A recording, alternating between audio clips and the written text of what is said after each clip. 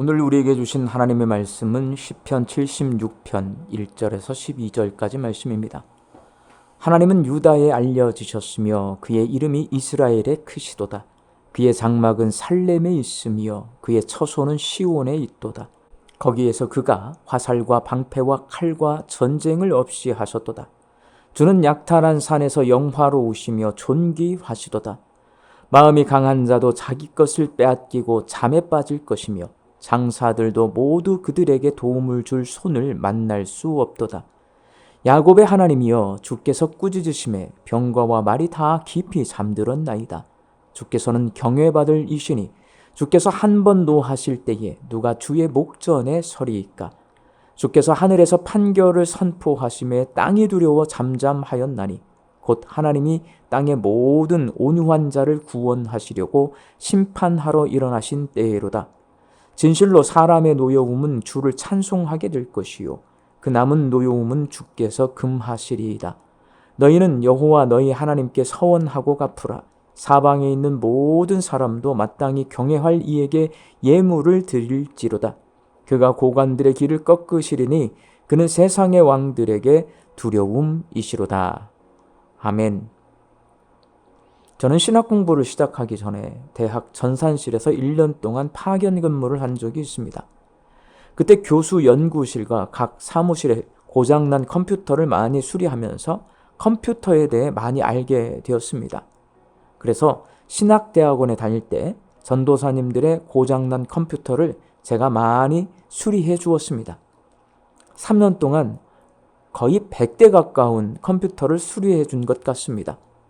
그래서 저와 함께 신대원을 다닌 전도사님들은 모두 저를 컴퓨터 잘하는 전도사로 알고 있습니다. 지금은 그분들이 모두 목사가 되었기 때문에 전남노회에서 목회하는 분들도 많이 계시는데 지금도 저를 컴퓨터 잘하는 사람으로 기억하고 있습니다. 신대원 다니는 동안 저는 그렇게 알려졌습니다. 오늘 본문 1절 말씀은 이렇게 시작하고 있습니다. 하나님은 유다에 알려지셨으며 그의 이름이 이스라엘에 크시도다. 시편 76편의 시인은 하나님이 유다에 알려졌다라고 노래하고 있습니다.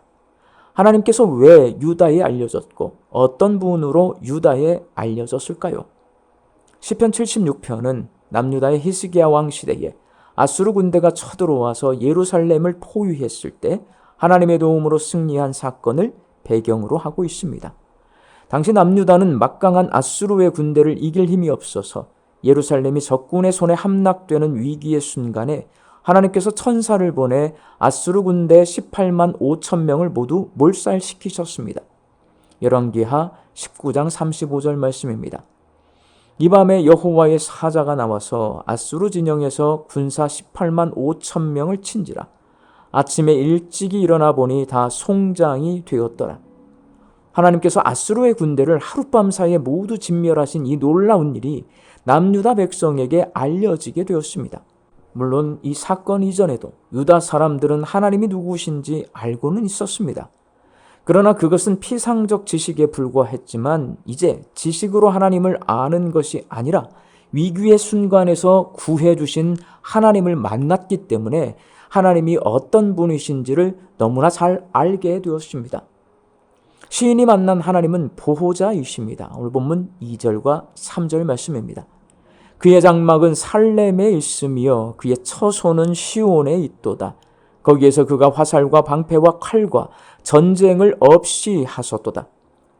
여기서 처소는 짐승이 천적으로부터 자기와 자기 새끼를 보호하는 장소인 짐승의 안전한 거처를 가리킬 때 사용하는 말입니다. 예루살렘 성은 하나님께서 남유다 백성이 적군의 화살과 방패와 칼과 전쟁으로부터 안전하게 보호해 주시는 처소입니다. 이처럼 하나님은 남유다 백성을 안전하게 보호해 주시는 보호자이십니다. 그리고 시인이 만난 하나님은 용사이십니다. 본문 6절 말씀입니다. 야곱의 하나님이여, 주께서 꾸짖으심에 병거와 말이 다 깊이 잠들었나이다.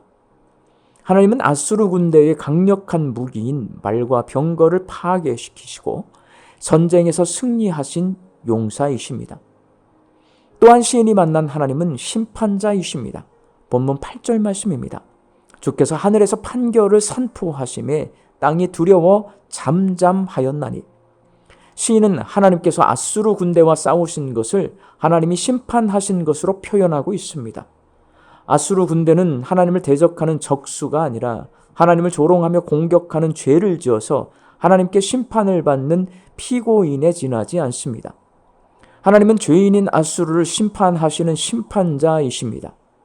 보호자이시고 용사이시고 심판자이신 하나님을 만난 시인은 사람들에게 이렇게 외칩니다. 본문 11절 말씀입니다. 너희는 여호와 너희 하나님께 서원하고 갚으라. 사방에 있는 모든 사람도 마땅히 경외할 이에게 예물을 드릴지로다. 하나님을 만난 시인은 남유다 백성이 살아계신 하나님을 경외하며 예배할 것을 담대히 전하고 있습니다.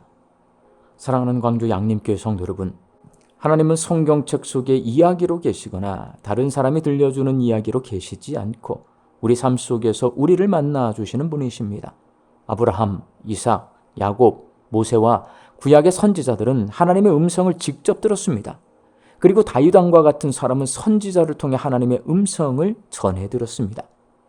오순절 마가의 다락방에 성령께서 임재하신 후 신약시대 사도들과 초대교회 성도들은 성령의 충만함을 경험했고 성령의 인도하심 가운데 신앙생활을 했습니다.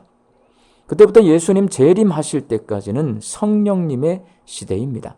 그래서 오늘도 우리는 성령님을 통해 하나님의 임재를 경험할 수 있고 하나님의 살아계심을 알 수 있습니다.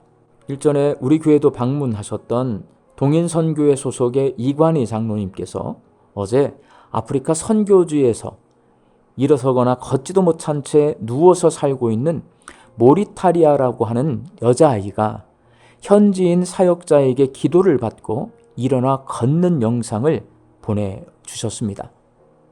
살아계신 하나님은 지금도 우리를 만나 주십니다. 지금도 하나님의 역사하심을 우리는 볼 수 있고 체험할 수 있습니다. 우리 광주 양림교회 성도들이 이야기로 들은 하나님이 아니라 내가 만난 하나님을 믿고 그 하나님을 간증하며 살 수 있기를 예수님의 이름으로 축원합니다. 함께 기도하겠습니다.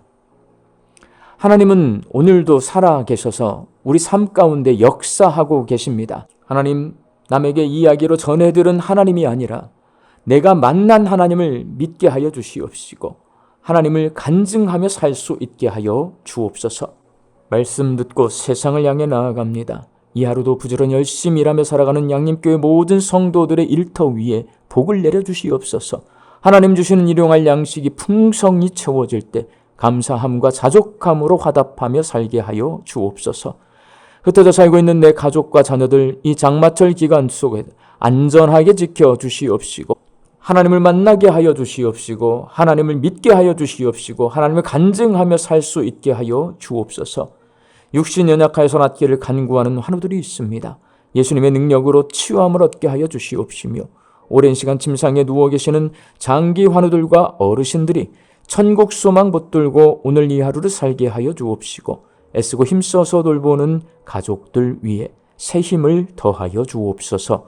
예수님의 이름으로 기도하옵나이다. 아멘.